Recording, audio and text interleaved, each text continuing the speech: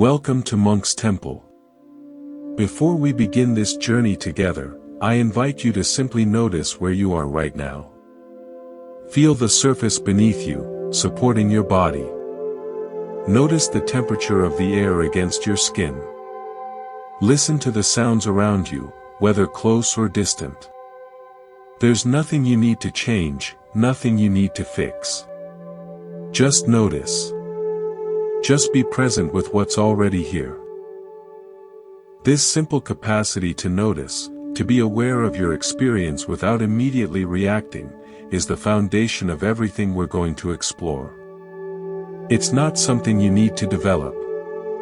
It's something you already have. You're doing it right now. The only question is whether you know that you're doing it. Over the next several hours, we're going to explore teachings that have been preserved for over 2,500 years. These teachings come from a man who wasn't a god, who didn't claim to speak for any divine authority, who didn't ask for your belief or your faith. He simply asked you to look, to investigate, to see for yourself.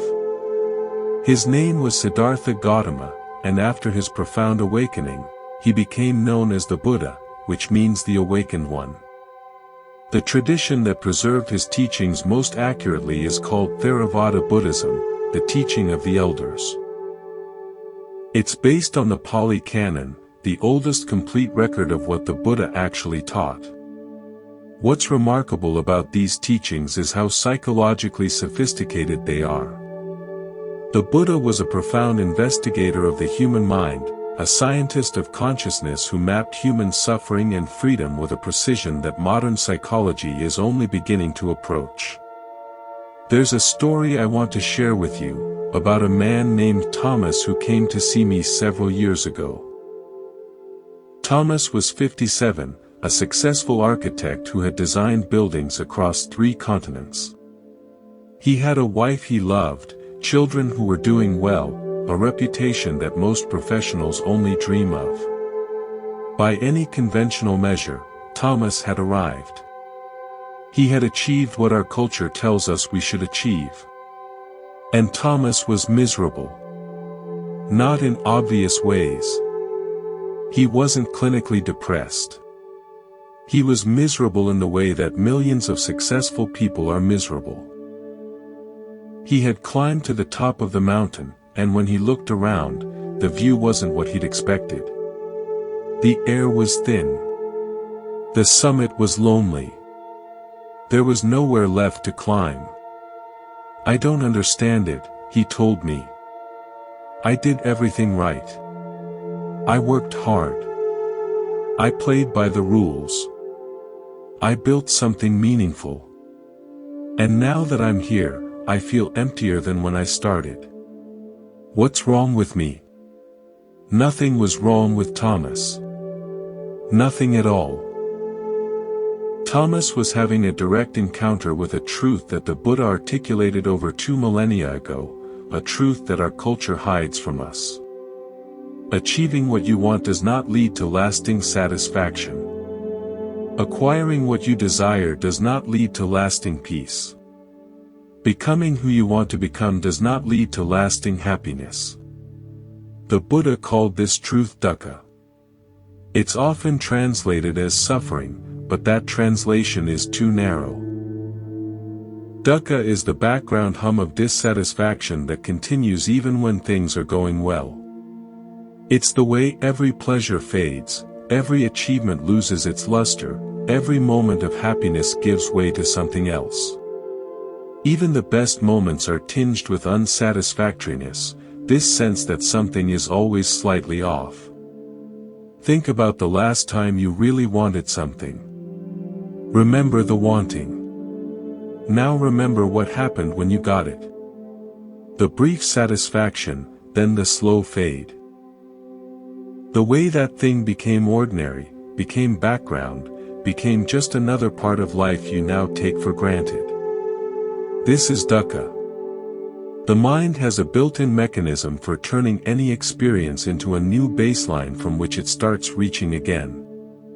The mind is like a hunter always chasing prey, always running after the next thing, always believing that just over the next hill is the satisfaction that has eluded him. But the hunter never catches anything permanently. He catches and releases, always hungry, always chasing. This is the first noble truth. Not a pessimistic claim about existence, but an honest description of how the unexamined mind operates. Life contains dukkha. Not because life is bad, but because the mind is engaged in a project that can never succeed, finding lasting satisfaction in things that are impermanent. Before we go further, if these words are resonating with your own experience, please take a moment to subscribe to Monk's Temple. Your subscription tells us this work matters. Just click the button below. Let's return to Thomas. The first step in his journey was not to fix anything. It was to see clearly. His emptiness wasn't a problem to be solved. It was a message. It was telling him something important about his own mind. Thomas had built his life around a strategy. Achieve enough, and you'll finally feel worthy. Accomplish enough, and you'll finally feel complete.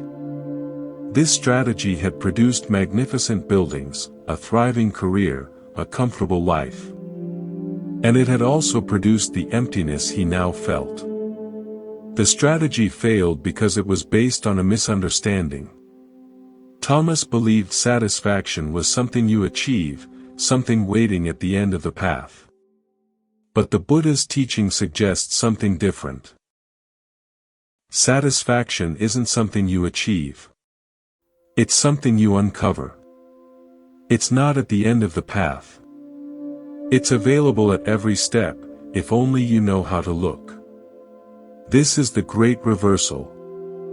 Instead of constantly reaching outside yourself, you learn to turn inward. Instead of chasing satisfaction in the future, you learn to find it in the present. Instead of believing you need to become someone else, you learn to be fully who you already are. Thomas began to sit with his emptiness instead of running from it. He began to investigate his dissatisfaction instead of trying to fix it. Slowly, something shifted. The emptiness became less solid, less threatening. It became just another experience, arising and passing away, not the final truth about who he was. This is the beginning of the path. Not achieving something new, but seeing clearly what's already here. Not becoming someone else, but waking up to who you already are. The peace you've been seeking has been here all along, waiting for you to stop long enough to notice. We explored the story of Thomas and the first noble truth, the truth of dukkha, that background hum of dissatisfaction that persists even when life seems to be going well. Today, we're going to explore what fuels this dissatisfaction and why we can't seem to shake it. Let me tell you about a woman named Carmen who came to see me about 6 months after Thomas stopped coming. Carmen was 41, a family law attorney who spent her days navigating the wreckage of other people's marriages. She was fiercely good at her job, the kind of lawyer who could walk into a room and instantly read the dynamics, assess the power structures, identify who was telling the truth. She had built a reputation for handling the most contentious cases. Carmen came to see me because of something that happened every evening, like clockwork, the moment she walked through her front door. She would unlock the door, step inside, close it behind her, and lean against it for just a moment. In that moment, there was relief. She was home. She was safe. But then, before she could even take off her coat, the next moment would arrive.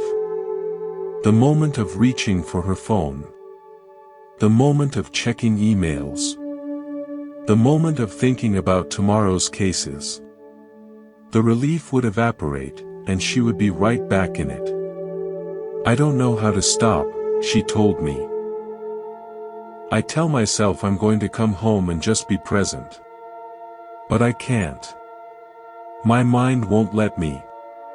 It's like there's this motor running inside my head that I can't turn off. I asked her what the motor was running on. What fuel kept it going? She thought for a long moment. Fear, she finally said. I'm afraid that if I stop, if I relax, if I let my guard down, something terrible will happen. A case will fall apart. I'll make a mistake that costs someone everything. I'm afraid that if I'm not constantly vigilant, I'll fail. And failure feels like annihilation. Carmen had just described, in her own words, the second noble truth. The truth of the cause of dukkha. The cause is tanha, usually translated as craving. But Carmen's description gives us a richer understanding. Craving is the mind's constant reaching. It's the motor that never stops running. It's the fear that drives us to always be doing something, preparing something, controlling something, because deep down we believe that if we stop, we'll die. The Buddha identified 3 types of craving. Craving for sensuality, the constant reaching for pleasant experiences. Craving for becoming, the striving to be someone who will finally be enough. Craving for non-becoming, the constant trying to escape unpleasant experiences. Carmen's motor was running on all 3. She craved the relief of being home. She craved becoming the perfect lawyer who never made mistakes. She craved escaping the fear that haunted her.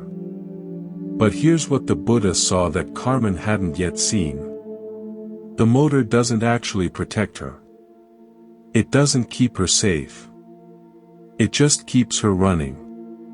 It's like a car with the accelerator stuck, racing toward a destination it never reaches, burning fuel, wearing down the engine, going nowhere.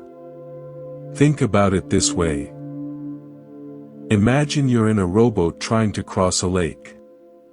But instead of rowing, you're scooping water into the boat with a bucket, terrified that the boat might tip if you don't keep bailing. The more water you scoop in, the heavier the boat gets, the more it actually might tip. Your solution has become the problem. Your protection has become the danger. This is what craving does. It scoops fear into the mind, making the mind heavier, more burdened, more likely to sink under the weight of its own vigilance. Carmen believed her constant worrying kept her safe. But the worrying itself was the danger. It was sinking her boat, hour by hour, day by day. The Buddha's insight was revolutionary. He saw that craving isn't just a symptom of suffering. It's the cause. It's not that we suffer and therefore we crave relief. It's that we crave, and therefore we suffer. The craving comes first. The suffering follows. Always. This means freedom from suffering is possible, not by changing the world, not by becoming invulnerable, but by understanding craving itself. By seeing how it works. By recognizing it when it arises. For Carmen, this meant starting to notice the motor. Not trying to turn it off. Not judging herself for having it. Just noticing. When she walked through the door and felt the urge to reach for her phone, she started to notice that urge as craving. When she lay in bed running through tomorrow's cases, she started to notice that running is craving. When she felt the fear in her chest, the tightness, the vigilance, she started to notice that too. And in the noticing, something shifted. The motor didn't stop immediately. It's been running for 41 years. It doesn't just shut off because you finally notice it. But it started to slow, just a little. Because the noticing wasn't more craving. It wasn't more fuel. It was just awareness, present with what is, not trying to change anything, just seeing clearly. This is the beginning of freedom. Not turning off the motor. Not fixing the craving. Just seeing it clearly enough that you stop adding fuel. Just letting it run out of gas on its own, while you sit quietly in the awareness that was never caught in the first place. Thank you for continuing to walk this path with me. We explored Carmen's story and the second noble truth, understanding that craving is the fuel that keeps the motor of dissatisfaction running. Today, we're going to explore something perhaps even more radical. We're going to explore the possibility that this motor can actually stop. Let me tell you about a woman named Grace who came to see me about a year after I'd started working with Carmen. Grace was different. She wasn't coming because she was suffering in obvious ways. She was coming because she'd had an experience, a glimpse of something she couldn't quite name, and she wanted to understand what it was. Grace was a potter. She worked with clay, had done so for over 25 years. She worked in a small studio behind her house, making bowls and mugs and vases that she sold at local craft fairs. It was enough. It had always been enough. She'd had an experience about 8 months before she came to see me. She was at her wheel, working on a large bowl, when something shifted. She'd been struggling with this particular piece for days. The clay kept collapsing. Nothing was working. She was frustrated, ready to scrap the whole thing. But something made her keep going. Not hope. Not determination. Just a stubborn refusal to give up. And then, somewhere in the third hour, the struggle disappeared. Not the work. Her hands were still moving, still shaping. But the struggle, the internal battle, the voice saying, "This isn't good enough," that was gone. She looked at the bowl differently now. Not as a problem to be solved, but as a conversation to be had. Not as something that needed to be made right, but as something that was already right, even in its imperfection. For the next 2 hours, she worked in a state she'd never experienced before. Time disappeared. Self-consciousness disappeared. There was just the clay, the wheel, her hands, and the moment-to-moment dance between them. When she finally stopped, she looked at what she'd made and saw it was the best work she'd done in years. But it wasn't the bowl that mattered. It was the experience. For those 2 hours, Grace had touched something profound. She had touched a state of complete presence, complete freedom from the internal commentator who always has something to say. She tried to get back to that state in the days that followed. She sat at her wheel, waiting for it to return. She tried to force it, to manufacture it. But the more she tried, the further away it seemed. The state she'd stumbled into so effortlessly now felt completely inaccessible. This brought her to see me. Not suffering, but confusion. She'd touched something real, and she didn't understand what it was or how to find it again. The Buddha would have recognized Grace's experience immediately. He would have called it a glimpse of the third noble truth. The truth of cessation. Cessation is a strange word, a bit clinical. But what it points to is anything but abstract. Cessation is the end of craving. The end of reaching. The end of the war with reality. The end of the internal commentator who never shuts up. The end of the sense that something is missing. Grace had experienced this cessation, not permanently, not fully, but genuinely. For 2 hours, the machinery of suffering had simply stopped. The craving to have the bowl be different than it was had ceased. The craving to be a better potter, to be someone other than who she was, all of that had fallen away. What remained was just the pure experience of creating. This is what the Buddha discovered under the Bodhi tree. He didn't just understand the cause of suffering. He experienced its complete cessation. He touched a dimension of experience completely free from craving, completely free from reaching, completely free from the sense of lack. He called this dimension Nibbana. It's often translated as nirvana, which has entered our language as a vague synonym for bliss. But Nibbana means extinction. It means the blowing out of a flame. Think about that image. A flame burns because it's fueled by something. Take away the fuel, and the flame goes out. Nibbana is what happens when the fuel of craving is finally, completely removed. The fire of suffering goes out. Not because the world has changed, but because the mind has stopped feeding the fire. This is crucial. Nibbana isn't a place you go. It's not a state you achieve. It's what's left when you subtract everything that's been added by craving.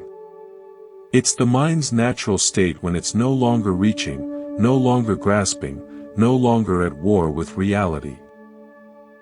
Grace touched this for 2 hours. She didn't become enlightened. She didn't achieve permanent freedom. But she tasted it, just enough to know it was real, just enough to know it was possible. The third noble truth is the most radical claim the Buddha made. It's the claim that suffering is not inevitable. That the mind's habitual patterns can be unraveled. That complete freedom from dissatisfaction is actually possible. Not in some distant afterlife, but here and now, in this very life, in this very body, in this very mind. This is not a claim that can be proven by logic. It's a claim that can only be verified by direct experience. Which is why the Buddha didn't ask anyone to believe it. He simply pointed the way and said, "Walk this path and see for yourself." Grace began to walk. Not trying to recreate that magical afternoon, but simply learning to be present with whatever arose. The frustration when the clay collapsed. The joy when a piece worked. She learned to meet it all with the same quality of attention, not grasping at the good moments, not pushing away the difficult ones. And slowly, the glimpses came more often. Not for 2 hours. Just moments. Seconds. A flash of presence while washing her hands. A moment of peace while waiting for tea. Each glimpse a reminder that what she'd touched was real, was possible, was available. This is the promise of the third noble truth. Not that you'll be happy all the time. But that freedom is real. That cessation is possible. That the flame can go out. And that you can know this for yourself, not as a belief, but as an experience. We explored Grace's story and the third noble truth, the truth that cessation is possible, that the flame of suffering can actually go out. Today, we're going to explore the path that leads to that cessation. Not as a theory, but as a living practice. Let me tell you about a man named David who came to see me around the same time I was working with Grace. David was an accountant. Not the stereotypical boring accountant, but someone who genuinely loved the precision of numbers, the satisfaction of a perfectly balanced ledger, the quiet order of a world where everything added up.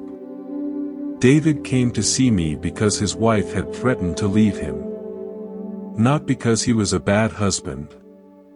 Not because he was unfaithful or abusive. Because he was never present. "We'll be having dinner together," his wife told me in a session we did together, "and I'll be talking about my day, and I'll look across the table and see that he's somewhere else." His body is there, but his mind is at work, running numbers, solving problems. I feel like I'm married to a ghost. David didn't dispute this. He knew it was true. He'd known it for years. He just didn't know how to stop. The moment he sat down to relax, his mind would start churning through the day's unfinished business, tomorrow's pending tasks, next week's looming deadlines. He couldn't turn it off because he'd never learned how to turn it on in the first place. The switch had always been stuck in the on position. David's problem is the problem of the modern world, compressed into one man's experience.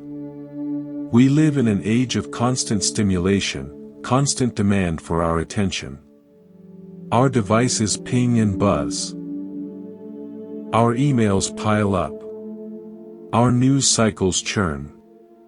And somewhere in the middle of all this noise, the simple capacity to be present has atrophied. The Buddha saw this coming. Not the technology, but the tendency of the mind to be scattered, distracted, lost in thought. He called it monkey mind, the way the mind swings from branch to branch, never resting, never still. And he prescribed a remedy. He called it the Noble Eightfold Path. Now, I know what you might be thinking. Eightfold Path. Sounds like a list. Sounds like rules. Sounds like another thing to get right. But the Eightfold Path isn't like that. It's not a checklist. It's not a set of commandments. It's a description of how a human being functions when they're living in alignment with reality. It's the natural expression of a mind no longer at war with what is. Think of it this way. Imagine you've been walking with a pebble in your shoe for years. You've gotten used to the discomfort. You've developed a limp that compensates. You've forgotten what it feels like to walk without that little stone digging into your foot. Then one day, someone shows you how to take off your shoe and remove the pebble. The Eightfold Path isn't the pebble. It's not something you add to your experience. It's the natural way of walking when the pebble is gone. It's what the mind does when it's no longer hobbled by craving. The path has 8 factors, divided into 3 categories: wisdom, virtue, and concentration. Wisdom comes first. It's seeing clearly. The first factor is right view, understanding the 4 noble truths. Not believing them, but seeing them directly in your own experience. For David, right view meant seeing that his constant mental churning was a form of suffering. It meant recognizing that the cause wasn't his work, but the mind's compulsive habit of reaching into the future. The second factor is right resolve, the intention to let go, to be free. For David, this meant making a genuine commitment to being present with his wife. Not because he should, but because he saw that his absence was causing suffering. The next 3 factors fall under virtue. Right speech is speaking in ways that are true, helpful, kind. For David, this meant actually saying what he was feeling, instead of retreating into silence. Right action is acting in ways that don't cause harm. For David, this meant small things, doing the dishes, showing up on time, keeping his promises. Right livelihood is earning a living in a way that doesn't cause harm. For David, this meant finding a way to do his job with more balance, more presence. The final 3 factors fall under concentration. Right effort is the energy to let go of unskillful mental states and cultivate skillful ones. For David, this meant noticing when his mind had wandered and bringing it back, again and again. Right mindfulness is being fully present, fully aware. For David, this meant learning to feel his breath, to notice his thoughts, to be here now. Right concentration is the mind's ability to rest in unwavering attention. For David, this came slowly, in small doses. A few seconds of complete presence with his wife. A moment of pure awareness. These 8 factors aren't separate. They support each other, nourish each other. Wisdom supports virtue because when you see clearly, you naturally want to live with integrity. Virtue supports concentration because a clear conscience creates the conditions for a still mind. Concentration supports wisdom because a still mind can see more clearly. They spiral upward together, each strengthening the others, lifting the practitioner toward greater freedom. For David, the path wasn't about becoming someone else. It was about becoming more fully himself. The accountant who could balance ledgers was still there. But now there was also the husband who could be present. The human being who could sit quietly and feel completely at peace. This is what the path offers. Not perfection. Just the gradual, patient work of removing the pebbles from your shoes, so you can walk through life with a little more ease, a little more grace. We explored David's story and the noble eightfold path, the practical path that leads from suffering to freedom. Today, we're going to explore the first dimension of that path more deeply.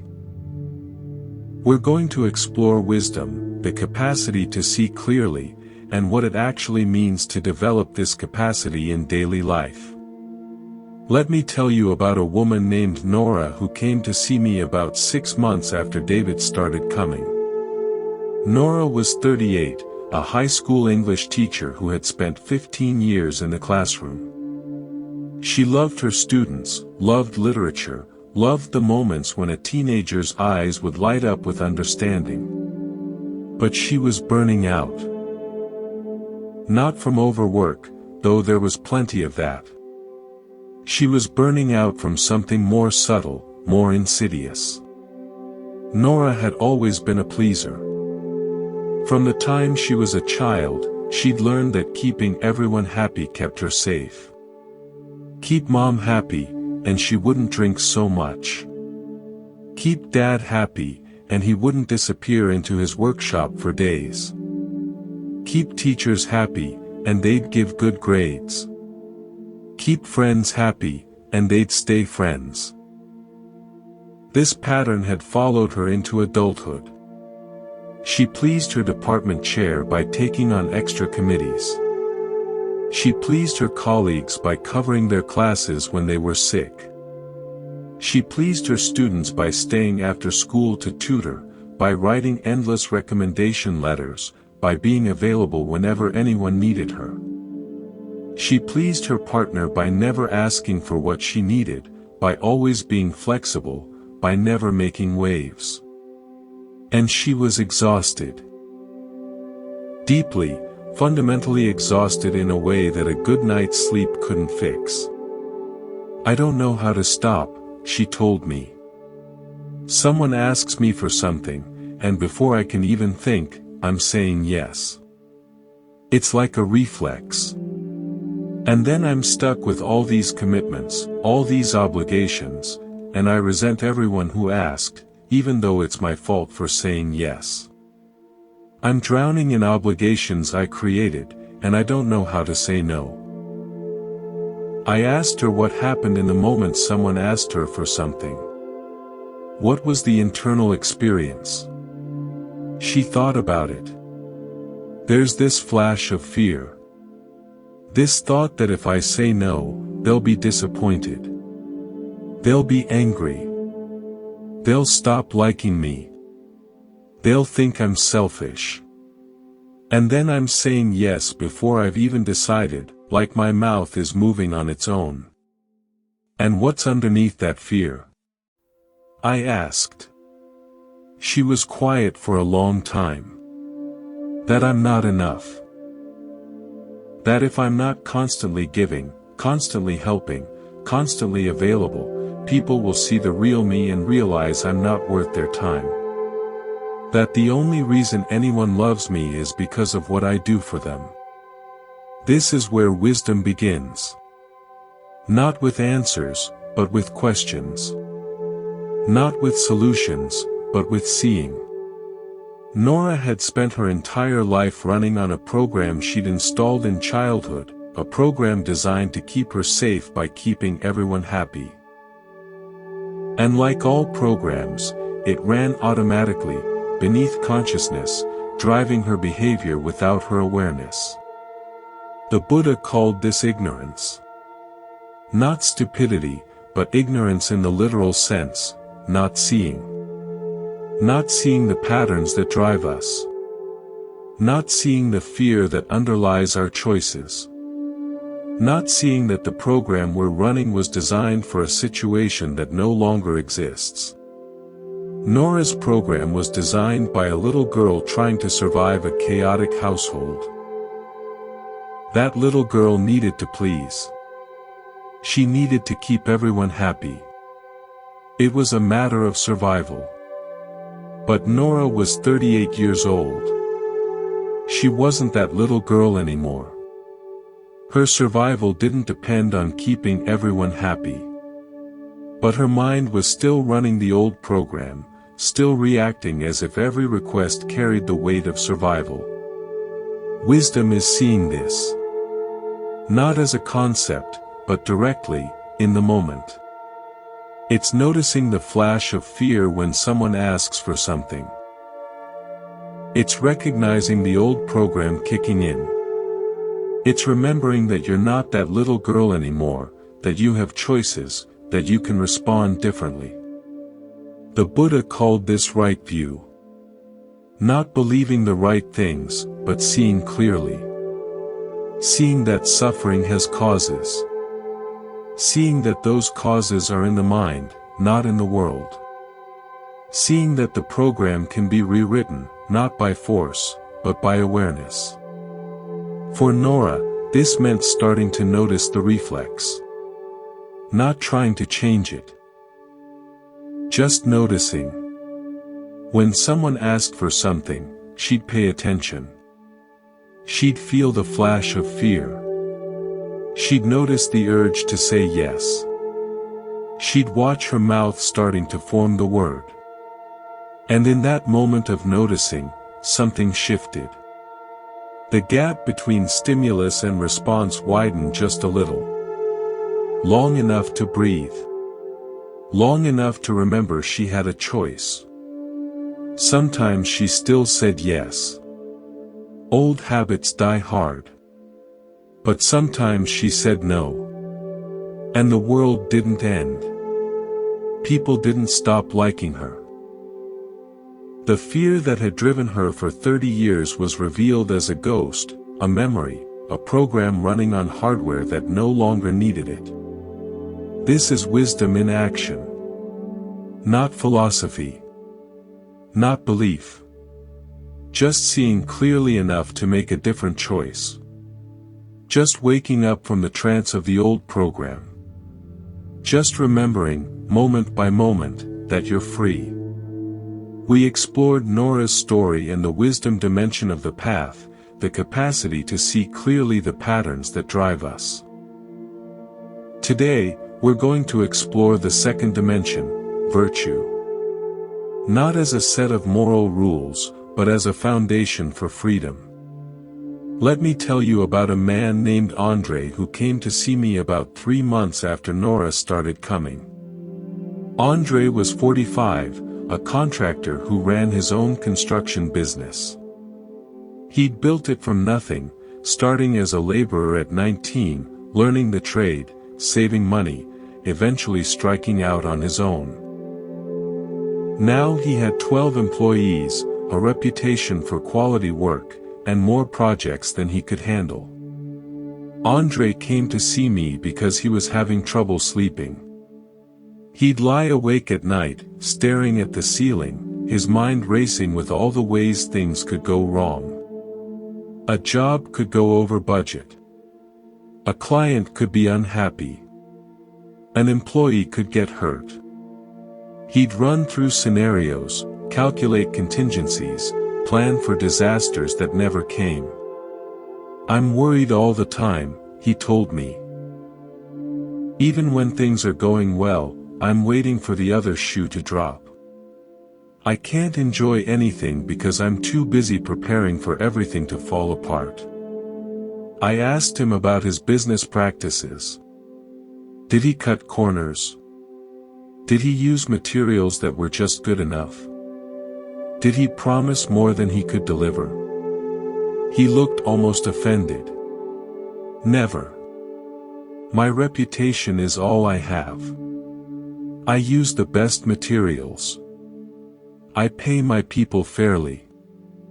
I tell clients the truth, even when it costs me jobs. I'd rather lose a bid than win it by lying." "So your sleeplessness isn't about guilt," I said. "You're not lying awake because you've done something wrong." He thought about it. "No. I'm lying awake because something might go wrong. Even though I've done everything right, something might still go wrong. And that possibility terrifies me. This is where virtue reveals its deeper purpose." Andre had assumed that living with integrity was about being a good person, about having a clear conscience. And it is. But the Buddha saw something more. He saw that virtue creates the foundation for a still mind. Not because you're morally superior, but because you're not carrying the weight of deception, of harm, of actions you regret. Think about it this way. Imagine trying to sleep in a house with a leaking roof. Every few minutes, another drop falls. You can't relax because you're waiting for the next one, listening for it, anticipating it. Your mind can't settle because the environment won't let it. Guilt and remorse are like that leaking roof. Every action you regret is another drop. Every harm you've caused is another sound in the night. You can try to ignore it. You can try to sleep through it. But your nervous system knows. It's listening. It's waiting. It won't let you fully rest. Andre's roof wasn't leaking. He'd built his life with integrity. His sleeplessness wasn't about past harm. It was about future fear. But the same principle applies. A mind that's constantly scanning for threats, constantly anticipating disaster, can't settle. It's like a watchdog that never sleeps, alert to every sound, ready to spring at any moment. The Buddha identified 5 precepts as the foundation of virtue. Refraining from killing, from stealing, from sexual misconduct, from lying, from using intoxicants that cloud the mind. These aren't commandments from on high. They're practical guidelines for creating the conditions for peace. When you refrain from killing, you're not just protecting other beings. You're protecting your own mind from the weight of taking life. When you refrain from stealing, you're not just respecting others' property. You're freeing yourself from the fear of being caught, the guilt of taking what isn't yours. When you refrain from lying, you're not just being honest. You're freeing yourself from the exhausting work of remembering what you said and to whom. Each precept removes another source of inner turmoil. Each one plugs another hole in the roof. For Andre, this meant something unexpected. He wasn't lying, wasn't stealing, wasn't harming anyone. But he was lying awake because he didn't trust the world. He didn't trust that things could go well. He didn't trust that his best was enough. The deeper practice of virtue isn't just about what you do. It's about how you relate to the world. It's about cultivating trust. Trust that you've done your best. Trust that you can't control everything.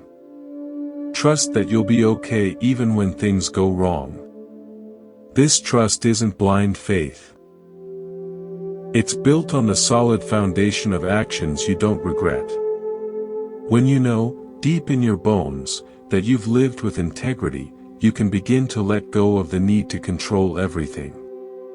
You can begin to rest, even in uncertainty. Andre started practicing this. Not just living with integrity, which he already did, but noticing the integrity. Feeling it in his body. Letting it sink into his bones. When the worry arose at night, he'd remind himself, I've done my best. I've told the truth. I've treated people fairly. Whatever happens, I can meet it. The worry didn't disappear overnight. But it softened. The sleeplessness didn't vanish, but it lessened. Because the roof wasn't leaking. The house was sound. And slowly, Andre began to trust that he could rest, even in a world he couldn't control. This is the gift of virtue. Not moral superiority. Not being better than others. Just the simple freedom of a mind that doesn't have to watch its back, that doesn't have to remember its lies, that doesn't have to carry the weight of harm. Just the peace that comes from knowing you've done your best, and that your best is enough. Thank you for continuing this journey. In our 6th part, we explored Andre's story and the virtue dimension of the path, the foundation of integrity that allows the mind to settle. Today, we're going to explore the 3rd dimension. Concentration. Not as a special state reserved for monks in caves, but as a quality of mind available to everyone. Let me tell you about a woman named Isabel who came to see me about 2 months after Andre started coming. Isabel was 53, a pediatric nurse who had spent 30 years caring for sick children. She loved her work, genuinely loved it, but she was running on empty. Not physically empty, though she was tired. She was empty in a deeper way. The well had run dry. She had nothing left to give. I used to come home and feel full, she told me. Full of meaning, full of purpose, full of love for the kids I'd helped. Now I come home and feel nothing. Just numbness. Just exhaustion. I go through the motions at work, doing what needs to be done, but my heart isn't in it. And that scares me. If my heart isn't in it, what's the point? I asked her what filled her well. What did she do to replenish? She laughed, a sad laugh. I don't have time to replenish. There's always more to do. Another shift. Another child. Another family needing support. I tell myself I'll rest when things slow down, but things never slow down.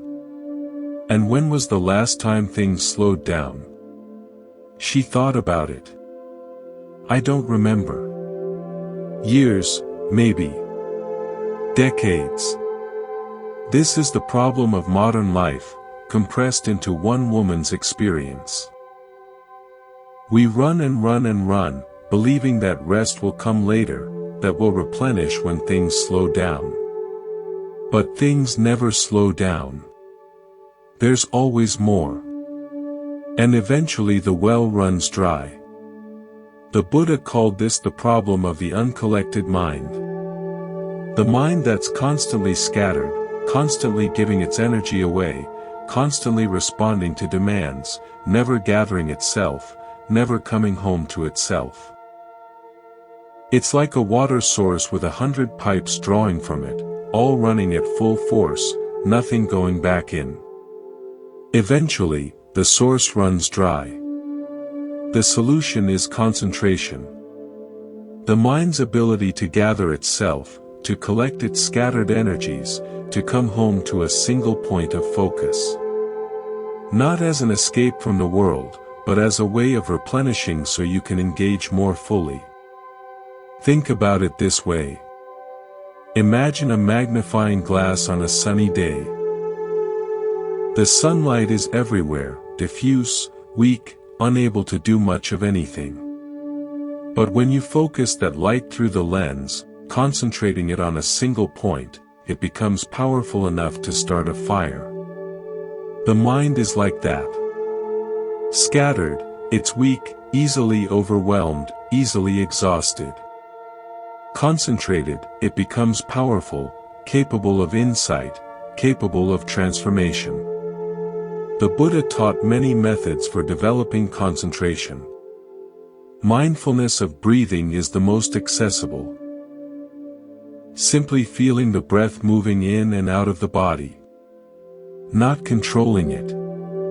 Not judging it. Just feeling it. When the mind wanders, which it will, you simply bring it back. Again and again. This is the training. For Isabel, this was both simple and impossibly difficult. Simple because it's just breathing. Impossible because her mind had been running for so long it didn't know how to stop. The first time she tried, she lasted about 30 seconds before her mind was off, planning tomorrow's shifts, worrying about a patient, replaying conversations. 30 seconds. After 30 years of nursing, she couldn't focus on her breath for 30 seconds. But she kept at it. 5 minutes a day at first. Then 10. Then 20.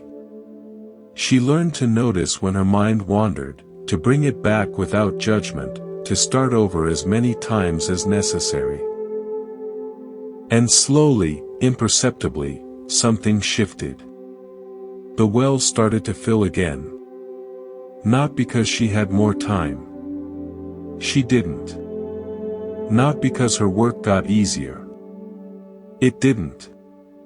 But because she was learning to gather herself, to collect her scattered energies, to come home to herself even for a few minutes each day. She told me about a moment about 3 months into her practice. She was at work, in the middle of a chaotic shift, and something happened that would normally have sent her into overwhelm. But this time, she noticed something different. There was a space. A tiny gap between the stimulus and her reaction. In that gap, she took a breath. Just one. And somehow, impossibly, she was okay. That breath, she told me, was like coming home. I'd been gone for so long, running so hard, and I didn't even know I'd left. That breath brought me back. This is concentration. Not a special state for special people. Just the simple capacity to be here, to be present, to be gathered instead of scattered. It's available to everyone. It just takes practice. A few minutes a day. Returning again and again. Letting the well fill, one breath at a time. We explored Isabel's story and the concentration dimension of the path, the mind's ability to gather itself and replenish. Today, we're going to explore what happens when wisdom, virtue, and concentration come together. We're going to explore the possibility of transformation. Let me tell you about a man named Frank who came to see me about a year after I'd started working with Isabel. Frank was 61, recently retired from a career in banking. He'd spent 40 years in the same industry, worked his way up from teller to regional manager, played by all the rules, saved diligently, planned carefully. He'd done everything right. And now that he was retired, now that he finally had time to enjoy life, he found that he didn't know how. I thought retirement would be paradise, he told me. No more alarms. No more meetings. No more office politics. I'd travel, take up hobbies, spend time with my grandchildren. But it's not working out that way. I asked him what was happening instead. He sighed. I wake up and there's nothing to do. Nothing urgent. Nothing required. And instead of feeling free, I feel lost. I wander around the house. I watch too much television. I start projects and don't finish them. My wife keeps suggesting things, but nothing appeals to me. It's like I've forgotten how to live without someone telling me what to do. Frank had spent 40 years building an identity based on his job. Banker. Regional manager. The man with the answers. The one who could be counted on. And now that job was gone, and the identity it supported was crumbling. He didn't know who he was without it. This is what the Buddha meant by becoming. The constant project of constructing a self, an identity, a story about who we are. We build these identities out of our jobs, our relationships, our accomplishments, our possessions. And then we spend our lives trying to protect them, maintain them, prop them up. But everything we build is impermanent. Jobs end. Relationships change. Accomplishments fade. Possessions deteriorate. And when the structures collapse, we feel like we're collapsing too. The path of wisdom, virtue, and concentration offers a different way. Not building a self, but discovering what's already here when the building stops. Not constructing an identity, but resting in awareness itself, which doesn't depend on any role, any accomplishment, any story. Frank began to practice. Not to become someone new, but to discover who he was beneath all the roles he'd played. He sat with the discomfort of not knowing. He felt the anxiety of having no structure. He noticed the mind's frantic attempt to find something to hold on to, some new project, some new identity, some new way of being someone. And slowly, beneath all that, he began to touch something else. Something that had always been there but had been covered over by decades of doing and achieving and becoming. A simple presence. An awareness that didn't need to be anyone. A peace that wasn't dependent on anything. He told me about a morning about 6 months into his practice. He was sitting on his back porch, watching the sun rise, when something shifted. For just a moment, the seeking stopped. The need to be someone, to do something, to become anything at all, it all fell away.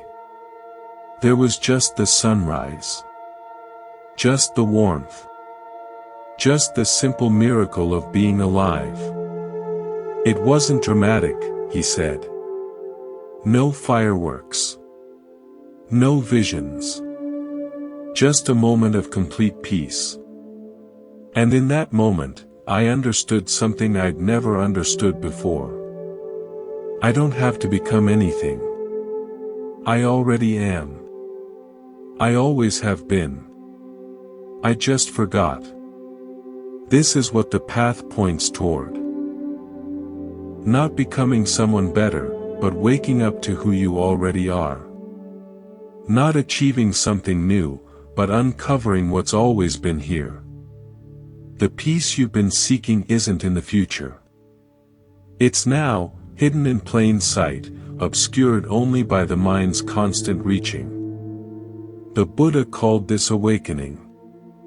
Not a destination you arrive at, but a recognition of what's always been true. The end of seeking. The end of becoming. The end of suffering. Not because the world changes, but because the mind stops trying to make the world different than it is. For Frank, this wasn't a permanent state. The seeking returned. The anxiety came back. The old patterns reasserted themselves. But something had changed. He'd tasted freedom. He knew it was real. And that knowledge gave him the confidence to keep practicing, to keep sitting, to keep letting go. The path doesn't end. It unfolds, moment by moment, day by day, year by year. Each insight deepens. Each letting go creates space for more letting go. Each moment of presence strengthens the capacity for presence. There's no finish line. Just the gradual, patient, persistent work of waking up. Frank is still practicing. He still has difficult days. He still falls into old patterns. But he's not lost anymore. He knows who he is beneath the roles, beneath the stories, beneath the becoming. He's not a banker. He's not retired. He's not any of the identities he once clung to. He's just awareness itself, present and awake, watching the sunrise, grateful for another day. This is what's possible for all of us. Not perfection. Not enlightenment. Just the gradual discovery that who we really are is not who we thought we were. Just the slow realization that peace is possible, that freedom is real, that awakening is not just a story from ancient texts but a living possibility, here and now, in this very life. Thank you for walking this entire path with me. We've explored the stories of Thomas and Carmen, Grace and David, Nora and Andre, Isabel and Frank. Now, at the end of our journey together, I want to share one final story about what becomes possible when all of this comes together. Let me tell you about a woman named Helen who came to see me about 6 months after Frank started coming. Helen was 78 years old. She'd been practicing meditation for over 40 years. She'd raised children, buried a husband, survived cancer, watched her body slow and her friends die. By any measure, she had every reason to be bitter. But Helen was none of those things. She came to see me not because she was suffering, but because she wanted to share something. A realization that had been deepening over the past few years. "You know what I've discovered," she said, settling into the chair with the ease of someone completely at home in herself. "I've discovered that nothing is personal. The pain in my knees when I wake up, that's not personal. It's just pain, arising and passing away. The joy of watching my granddaughter play, that's not personal either. It's just joy, flowing through this awareness. None of it is mine. None of it is me. It's just life, happening." Helen still felt pain. She still felt joy. She still experienced loss and grief. But she no longer added the extra layer of suffering that comes from taking it all personally. She told me about a moment from the previous week. She'd been diagnosed with a new health issue, something that would require treatment, that might shorten her time. In the past, news like this would have sent her into a spiral of fear. But this time was different. "I heard the doctor's words," she said, "and I felt the fear arise. It was there, in my chest. And then I felt something else. A space around the fear. An awareness that could hold the fear without becoming it. And in that space, there was peace. Not the absence of fear, but peace alongside fear. Peace that had always been there, underneath everything, waiting to be noticed. This is the freedom the Buddha discovered. Not freedom from experience, but freedom in experience. Not a life without pain, but a life where pain doesn't have to become suffering. Helen is still practicing. She still sits every morning. She still watches her breath. The practice never ends because the conditions for practice never end. As long as there's life, there's opportunity to wake up. You have everything you need. The awareness that noticed your breath at the beginning of this journey is still here. The capacity to be present, to see clearly, to let go, it's not something to develop. It's something to uncover. It's been here all along, waiting for you to notice. The Buddha's teachings are not a doctrine to believe. They're an invitation to investigate. A path to walk. And the only requirement is that you take the next step. Thank you for walking with me. If this journey has meant something to you, please share it with others. The path is walked together, and every traveler makes the way clearer for those who follow. Until next time, may you be happy. May you be peaceful. May you be free. This has been Monk's Temple.